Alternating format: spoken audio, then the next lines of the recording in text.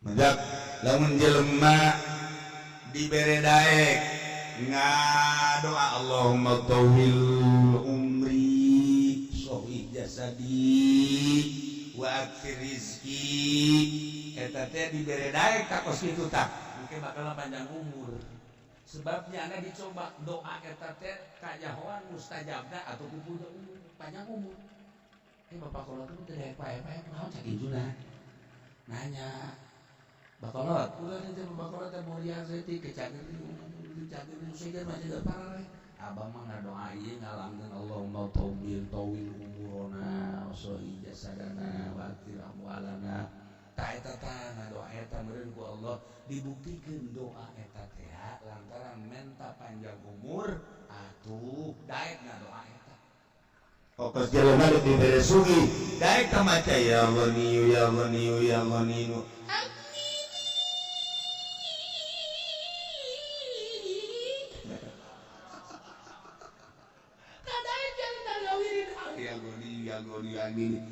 Dibuktikan bagusnya sugi tuh ya Allah ya Allah menjelma sok ngadoa eta teh Allahumma inni as'aluka Allahumma gitu naam dara eta teh Allahumma gitu anu sulamun bakiti ilaika ghairu maftunin fitnatan idza aradta fitnatan faqidni ilaika ghairu maftunin teh. Nah, lamun osok sering ngadoa eta, nah lamun kira-kira loba fitnah dibawakan ku Gusti Allah. Sebabna menta lagi kos kitu ieu. Ya Allah, ya budak-budak. Lumatak jelema anu sok ngawirikeun doa eta teh. Ya qala Yusuf li abihi ya abati inni ra'aitu 11 kawkaban eta mah kadeurna kasep kae. Sebab eta mah doa pelet atuh kawin deui. Bukan nyana ngadoa eta bae. Ya Allah ya Rabbi sadoa-sadoana naon anu loyong ka diri sorangan eta anu bakal dibuktikeun ku Gusti Allah. Ye mantap ge urang. Ngadoa teh sih hade. Udah sok sambarangan ngadoa dibuktikeun ka jeung tuh ieu Sayyidina Ali ngadoa eta diulah, Sayyidina Abu Bakar ngadoa eta diulah. Sebab naon? Urang hirup moal bisa teu babarengan. Ja anu teu babarengan mah hate jasa doa barengan baik kabul kunaon jeung ditita ini ja'ilun fil ardi khalifah keungeuna Imam Ghazali sorangan ibadah ka Gusti Allah ditegur ku Gusti Allah Ghazali aing nyiptakeun manusia teh geus aya dina Al-Qur'an ini ja'ilun fil ardi khalifah ai sia ucap ngomong urang mah tapi ilham kawali ai nyiptakeun sia sesoranganan bae mah tuh babari teh mokos kitu mah hirup ngeunaan sia ibadah sorangan bae pikiran tuh urang lembur sia anu can bisa yang rukun wudu can bisa yang rukun salat can bisa yang muamalah turun maneh urukan jelema tanpa ngarobah diri maneh kae madak di mana geus usul ilallah kara yang nyebarkeun agama geus di mana nyebarkeun agamana nya teh hayang dipuji ente sieun dicarekan dicawan kemudian teh hayang dibere kan geunah geus jadi wali mah Imam Syafi'i cek Imam Syafi'i ku ngeunaheun ibadah sorangan bae dan ditegur ku Gusti Allah ai ilmu teh dititipkeun ka maneh Syafi'i lain jam sakadar maneh sorangan sakeliling maneh anu perlu kana ilmu atuh engke agama bakal kumacak Gusti Allah pan maneh teh penerus Rasulullah Kangjeng Rasul di zaman Kangjeng Rasul tabligh ditaluturkeunlah ku sahabat Kangjeng Rasul teh aya sahabat anu tabligh diteruskeunlah ku tabiin sahabat maut zaman tabiin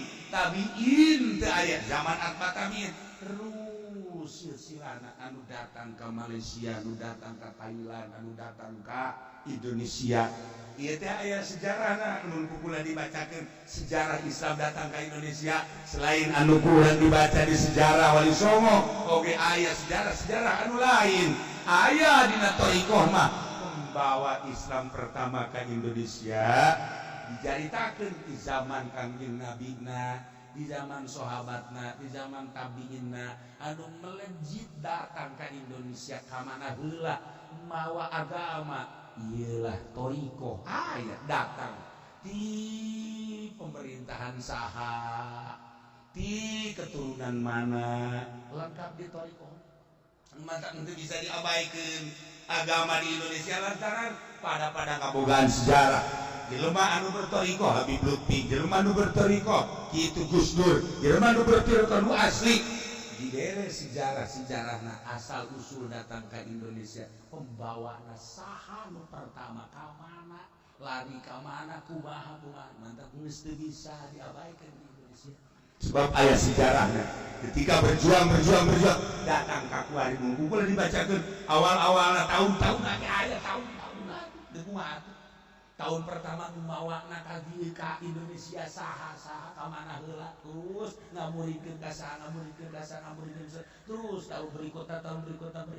berikut jeung tahun-tahunan geus aya nu mantap anu teu boga silsilah moal kuat dibarkeun agama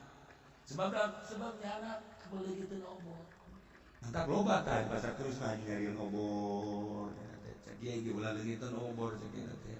ieu bae aya obor makan ngeunah urang cara amblon teh di jelema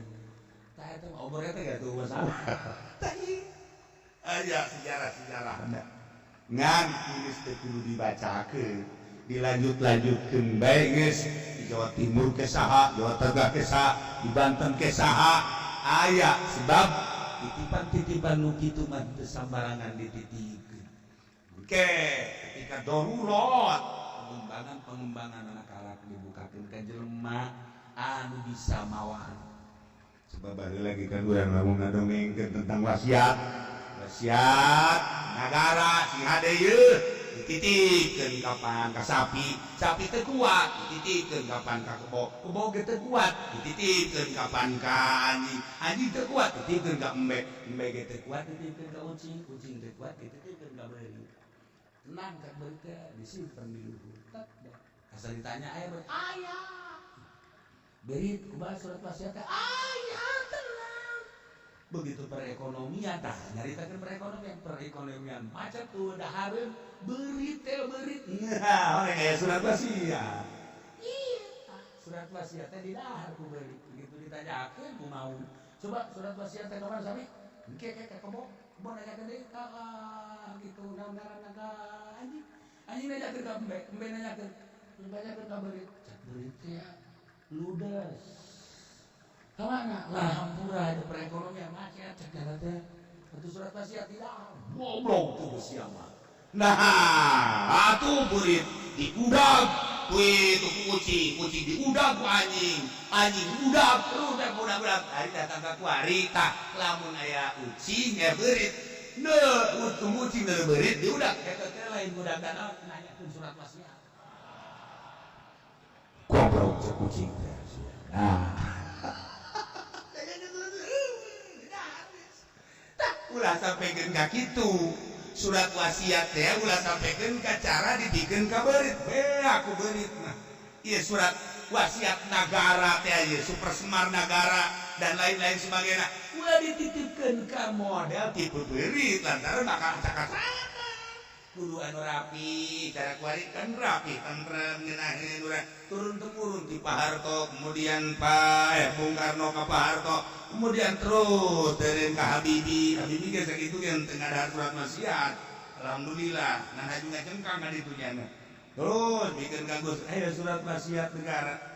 nya anu make Bhinneka Tunggal Ika eta surat wasiat negara Pancasila satu ketuhanan yang maha esa dua kemanusiaan yang adil dan beradil geus satungtung di negara urang beragama asup ke surat wasiat eta ketika komunis undang-undang dari Pancasila nah berarti ieu sing ada ketika Lenin undang-undang dirinya ketika Marxis dirinya ketika naon deui tuh siapa macet kan geus eta dan lain-lain sebagai danau beragama undang-undang surat wasiat cekelan beusi engke hanas cekelan surat wasiat tetapi di luar kewasiatan asup kan bahaya ditanyakeun surat wasiat ke mana udah dicaplok kan bahaya nah ieu kuarikan beurit teh kuari masuk ka imah bageula mah beurit teh sambil urang lompat kuari mah ngarendeng jeung urang beurit nyapual teh eta beurit tanya hei beurit kunaon si sia wani amat biasa di beurit ari mantak wani ge atuh sia di beurit ieu henteu aing mah beurit mah tuh di kampung pondok eta mah rajana cenah raja beurit engge nyaho tah mah geus musyawarah kami ge geus ditetepkeun di MPR kami bahwa eta raja beurit tangit jadi urang dipareng kumaha jeung beurit teh ya Allah ya Rabb. Itulah para jamaah kaum muslimin wal muslimat rahimakumullah.